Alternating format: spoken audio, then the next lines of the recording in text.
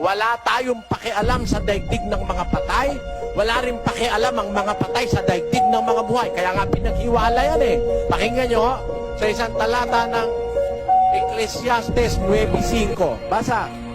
Sapagkat nalalaman ng mga buhay na sila'y mga mamatay, ngunit hindi nalalaman ng patay ang anumang bagay, ni mayroon pa man silang kagantihan, sapagkat ang alaala sa kanila ay nakalimutan. Tuloy. Maging ang kanilang pag-ibig, gaya ng kanilang pagtatanim, at ng kanilang pananaghili ay nawala ngayon. Nawala man silang anumang bahagi pa na magpakailanman sa anumang bagay na nagawa sa ilalim ng araw. Patay na, wala nang anumang bahagi sa nagagawa pa sa ilalim ng araw. Wala na silang pakialam. Kaya yung buhay, Brother Joseph, makikipag-usap ka sa patay, kasuklam-suklam ka sa Diyos. Basa, pinaghiwalay na nga eh. Basahin natin. Huwag makakasumpong sa iyo ng sino mang nagpaparaan sa apoy ng kanyang anak na lalaki o babae, o nanghuhula, o nagmamasid ng mga pamahiin, o engkantador, o manggagaway, o engkantador ng mga ahas, o nakikipagsanggunian sa mga masamang espiritu, o mahiko, o sumasangguni sa mga patay. Kita mo, bawal nga sangguniin na yung patay eh. Ewan ko lang doon sa iba. Yung patay kinakausap pa. Daddy, huwag mo kakalimutan, love kita. Kung kailan patay, love daw niya. Nung buhay, doon mo siya, love. Huwag mo lalapastanganin, susundin mo, ha? Pakita mo sa nanay mo, sa tatay mo na sila'y mahal mo. Pero pagkamatay, pagpasa Diyos mo na, huwag mo nang kakausapin. Bawal ng Diyos yung sumasangguni sa patay. Dahil pag sumangguni ka, hindi naman sasagot yung patay. Alam mo ang sasagot? Masamang espiritu para iligaw ka. Kaya bawal ng Diyos yun. Ang patay kasi hindi na magsasalita yan.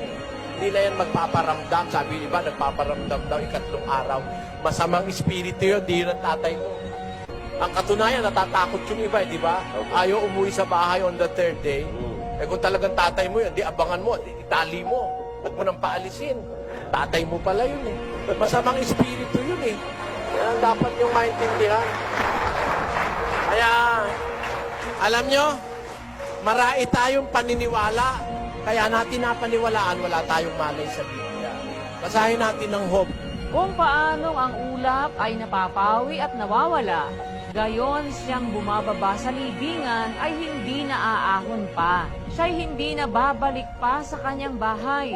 Palang nasa libingan, hindi na aahon o babalik man sa bahay.